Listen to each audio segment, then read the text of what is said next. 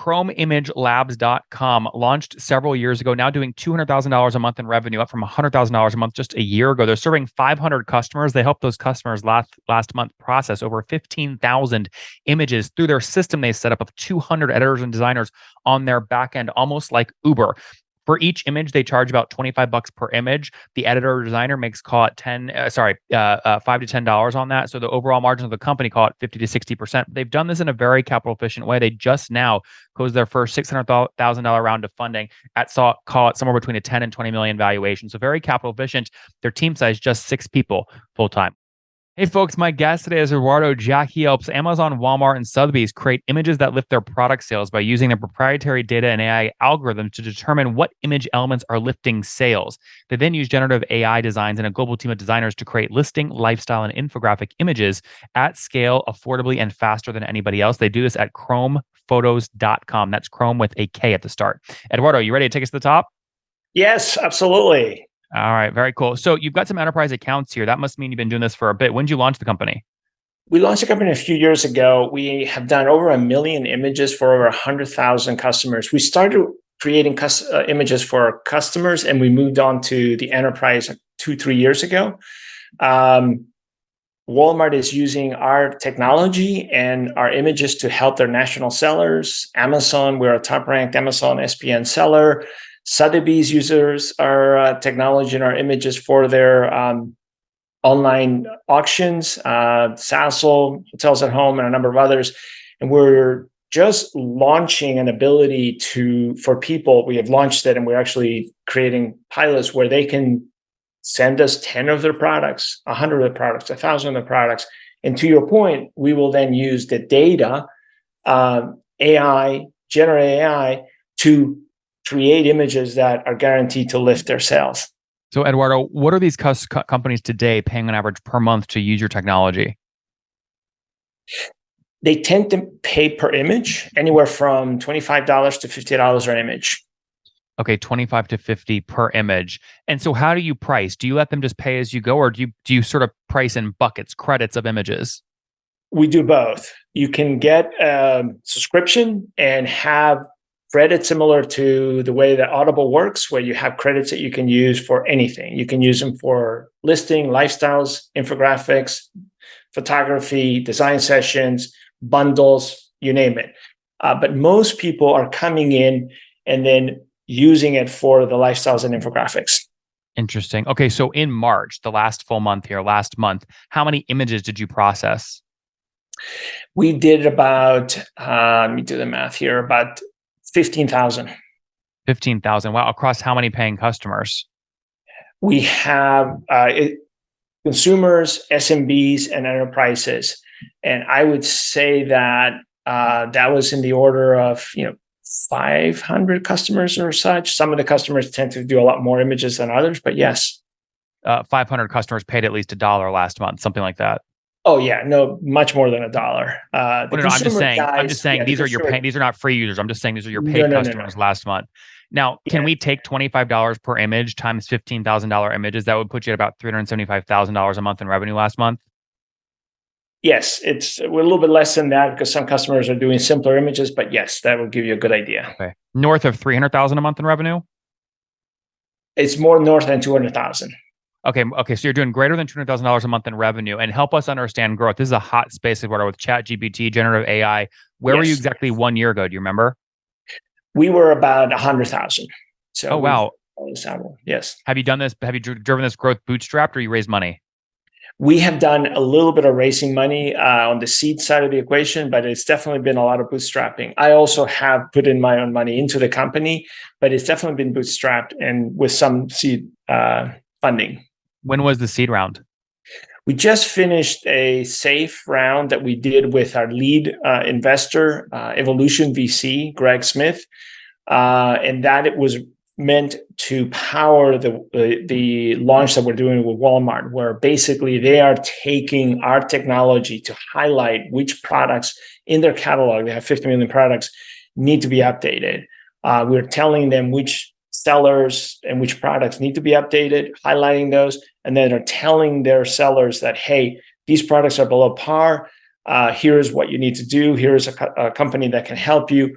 And we expect to get 20-30% of those customers to use us. And it's how much was there, before I go deeper into the product though, what was so how much was the raise for? We raised $600,000. Oh, what's going on there, YouTube? Good to see you guys. Now imagine this. You love watching these interviews with SaaS founders, but imagine if we took all of the valuation data out from over 2,807 interviews I've done manually. Saves you a lot of time. Well, we've done this. We've built it into the beautiful interface inside of FounderPath. Check this out. I'll show you how you can access this in a second, but you log in, you connect your Stripe account, you see your valuation real time, you can see what it changed over the past 88 days, and even set goals for valuation this year. Now, the secret to valuation is there's many different ways to value a SaaS business. So the reason you're going to see 3 or 4 different valuations inside of your FounderPath dashboard, this is all free by the way, is because depending on who's doing the buying of your SaaS company, you're going to get a different valuation. A VC is going to pay a different valuation. Private equity firm is different. If you're going to do a minority sale, that's different. And if you sell the whole business, that's a different valuation. You can see all those when I hover over here. Right, so the teal is what a VC would pay, yellow is what private equity, and red is if you sold the whole thing outright. Now, what's cool about this is not built off random data. Again, you guys hear these interviews on YouTube. All these data are built from real-time valuation data points founders share with us on the show. So traction, 1.2 million, seed round, 3.7 raise, they sold 22% of their business. Go in here and filter by the event. Maybe you only want to see companies that have sold the whole business. Well, here are a bunch that have been acquired, the valuation and the multiple. Maybe you're going out right now and you're raising your seed round. Well, go in here and look at all this recent seed deals that went down, what they raised, what valuation they raised at, and what percent that they sold.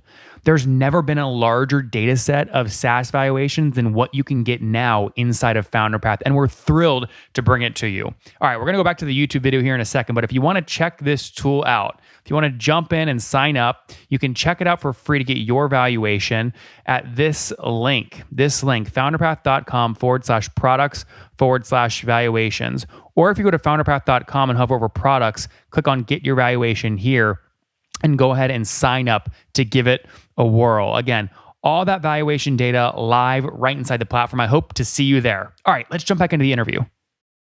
Okay, $600,000. And this would you call this like a seed round or Series A?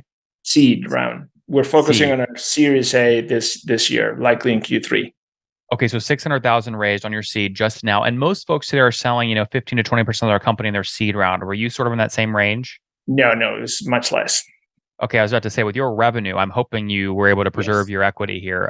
When you say much less, can we say under 10%? Yes. Okay, so north of a $6 million post-money valuation. Say it again? North of a $6 million post-money valuation then? It was much further north than that. Okay. Founders all the time, there's 2 schools of thoughts. Manage your multiple, and who cares, get the highest you can. Right? Very different. So which boat do you fall in? We have optimizing for bringing the money when we need it at the best value we can get it at. And that has helped. I still have a significant portion of the company. Greg is our lead investor. He also has a significant portion of the company. And that's the way we want it. When we go to the Series A, then we'll be doing a more traditional 10 million round at $30, $40 million valuation and go from there. But the good news is that when we do that, we already have the technology that works. We already have customers, to your point, and we've gotten up into the right results. So just to be clear then, you sort of raised it something like a 6 to 10x multiple on current revenue then? Yes. Yeah, so that would be like something around 24 to 30 million valuation today, the last round. I'd rather not go into the details, but it's more than 10 and less than 25. Okay, fair enough. So good. So you're managing your multiple, which is great. I guess this begs the question: why do a round at all? This is good revenue. Why do you need an extra 600K here? Why not keep all the equity? I think that's a really good point. This is a massive market. We estimate the TAM of this market to be north of $60 billion. It's a disaggregated industry where you've got Fiverr, Upwork, Suna, Snapper allow you to send stuff to their studio or have a photographer come to you, but it's really a disaggregated market. Think about taxis before Uber and Lyft, and given the size of the market, we want to capture it. We do need to bring in more data. We right now have 8.4 million data points on products product images that sell. We like to have that to be in the 100 million data points. And we also need to create models. Right now, we're using existing models, feeding it our own data, but eventually we want to have our own models of data that create generative AI images based on the data that we have on what sells, and then create the flywheel of feedback. And that's a significant ask that, yes, you could bootstrap it, but you're in the risk that someone else is going to come in that's going to be significantly better funded and take it over. We see ourselves as owning that space. How many folks are on your team today full time? We are very lean. We have 6 people full time, but we do have a very sophisticated gig infrastructure. So we have 200 editors and designers who are able to create these images that I mentioned. How do you do that? Tell me how that's structured. Yeah, we built that over a period of time, and basically similar to an Uber driver who gets a ride and is told how much they're going to make and where they're going to go. We say, here's an image of a microphone. This is what needs to be done. These are the inputs. You're going to get paid this much. They do it. We then review that. If everything is good, then we send it back to the customer, and the customer goes thumbs up, or hey, do a minor tweak, and goes back to them and fix it. And that is a really sophisticated system using pricing that we know exactly how much money we're making on that image, how much money we're paying, what is the margin, and we're able to then have margins that are 55 to 60%. Interesting. So how much of what you do would you say is software versus a really smart organization of humans? I would say that everything up to the actual image creation is software. All the data of what is going to move the needle for this microphone in front of me, what are the elements, who should be in front of the microphone, how the images should be photographed. All that stuff is data and AI, machine learning, deep learning, Gen AI, and so on. When you finally say, go ahead and give me that image, and here's my product, here's my branding, here's my logo, et cetera.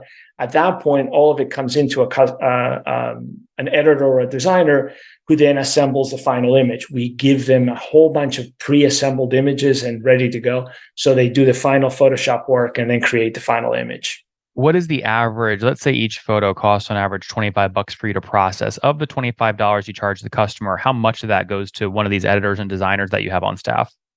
Between $5 and $10. Okay, interesting. So on $200,000 a month in revenue, you've got about 70, 80,000 of that paying out these 200 editors and designers. Yeah, as I said, our margins are being consistently between 55 and 60%. I mean, isn't that the big question? That's probably what makes it hard for you to get like a SaaS multiple, right? Is your margins are lower than SaaS. Then they should be around 85. So, but you're doing it the right way. The first step is build a human system. The second is, can you start replacing humans to drive down your economics, Absolutely. right? Or can you do that? Not yet. The Gen AI is not there. But what is happening is we're automating more and more and more of it, right? And so by the time the editor comes in, the image may be 60% done, 70% done, and eventually be 80 and 90% done, and then that will again bring the margins per unit cost down, margins up. So you're trying to replace those folks, but there's also big companies trying to replace you completely. How do you make sure you don't get completely replaced? Where Amazon or a Walmart seller can just go to ChatGPT, put in an ugly image, and boom, it spits out a beautiful one. Yeah, today that is not working, and ChatGPT doesn't give you perfect text. If you've used it, you've realized you have to go and edit it, right? But the reason why ChatGPT is so successful, we all know how to edit text, right? You can take the ChatGPT text, tweak it, send it to Grammarly, make sure everything is right, and then publish it. And you can do that. Anybody can do that, right? But you can't edit an image. Majority of people can't edit an image. And furthermore, you don't necessarily know what it is that's going to move the needle for that microphone that you have in front of you or the bicycle behind me. That is very important. And so we have that data of what's going to move the needle. And then we then can take the generative AI images and make them perfect. And that's what people are loving about what we're providing to them, because we're making generative AI images work for them. Whereas generative AI text, anybody can edit, but generative images don't. And furthermore, generative images are not very good. Now, they're going to get better, don't get me wrong, but they're not very good right now. There's a lot of issues with eyes and fingers and that kind of stuff. And so typically what we'll do is we use a generative AI image as a template and then recreate it with models and settings and so on. So you have a perfect image that you have the rights for as well. What do you think you'll grow monthly recurring revenue to by December this year? We expect it to be 2 to 3x what we are now. So 400 to 600,000 a month in December revenue this year. Yes, based Okay. on the work that we're doing with Walmart and some of the other companies that we're rolling out. If someone came to you and offered $10 million all cash upfront to buy the whole company, would you sell? No, That was quick. no, not at all. No, this is a massive opportunity. We're talking, exits of 100+ million in terms of results just because of the fact of the opportunity that exists. I'm telling you, but a big opportunity attracts a lot of competition, right? There's more people you have to beat. It's really interesting. We've been doing this for a number of years and no one is doing this kind of stuff. It's tough. People don't like to deal with people, but we've automated the heck out of it. We're really successful at hiring them. We have an automated process for training them and so on, and we could deploy them in different areas. What we do for Sasso is very different than what we do for Sotheby's. Sotheby's has an automatic, pre-done assembly line, custom assembly line. Sasso has an automated, pre-done custom assembly line. It took us a week or two to create them. We have a really sophisticated system that other people are like, that's a lot of work. Very cool. We're rooting for you. We're out of time for today, though. Let's wrap up here, Eduardo, with the famous five. Number one, favorite book? Well, that's a good question. I just read Critical Mass, and I really enjoyed it. It's a hard sci-fi. I also apologize. I should say the project, A Hail Mary by Adam Weir, is phenomenal. Number two, is there a CEO you're following or studying? The two of them, which are very contrasting, are Tim Cook and Elon Musk. Yep. Number three, what's your favorite online tool for building Chrome? At this point, I actually, that's a really good question. We use XD. XD. XD is Adobe product. It allows us to create mockups and then flowing and so on, and then they go right into the editing team. But that's what we do. Number four, how many hours of sleep do you get every night? I read the book Stay Sharp by Gupta, and he said you need to get sleep if you want to be productive and also healthy. So I tend to get 7+ hours of sleep. And what's your situation, Eduardo? Married, single, kids? I am married with kids. How many kiddos? 5. Wow. Okay. How old are you? Say it again. How old are you? I am 64. 64. Last question. Something you wish you knew when you were 20 years old. To go for it. You said you're 64 years old? Yes. Wow. You look great for 64. That's incredible. Thank you. All right. Go for it hard. That's great. Guys, there we have it. ChromeImageLabs.com launched several years ago, now doing $200,000 a month in revenue, up from $100,000 a month just a year ago. They're serving 500 customers. They helped those customers last month process over 15,000 images through their system. They set up of 200 editors and designers on their back end, almost like Uber. For each image, they charge about $25 per image. The editor or designer makes call it $5 to $10 on that. So the overall margin of the company, call it 50 to 60%. They've done this in a very capital efficient way. They just now closed their first $600,000 round of funding at call it somewhere between a 10 and 20 million valuation. So very capital efficient. Their team size just 6 people full time, which is great. Eduardo, thanks for taking us to the top. Thank you, Nathan. One more thing before you go. We have a brand new show every Thursday at 1 p.m. Central. It's called Shark Tank for SaaS. We call it Deal or Bust. One founder comes on, 3 hungry buyers. They try and do a deal live, and the founder shares back-end dashboards, their expenses, their revenue, ARPU, CAC, LTV, you name it, they share it. And the buyers try and make a deal live. It is fun to watch every Thursday, 1 p.m. Central. Additionally, remember, these recorded founder interviews go live. We release them here on YouTube every day at 2 p.m. Central. To make sure you don't miss any of that, make sure you click the subscribe button below here on YouTube, the big red button, and then click the little bell notification to make sure you get notifications when we do go live. I wouldn't want you to miss breaking news in the SaaS world, whether it's an acquisition, a big fundraise, a big sale, a big profitability statement, or something else. I don't want you to miss it. Additionally, if you want to take this conversation deeper and further, we have by far the largest private Slack community for B2B SaaS founders. You want to get in there. We've probably talked about your tool if you're running a company or your firm if you're investing. You can go in there and quickly search and see what people are saying.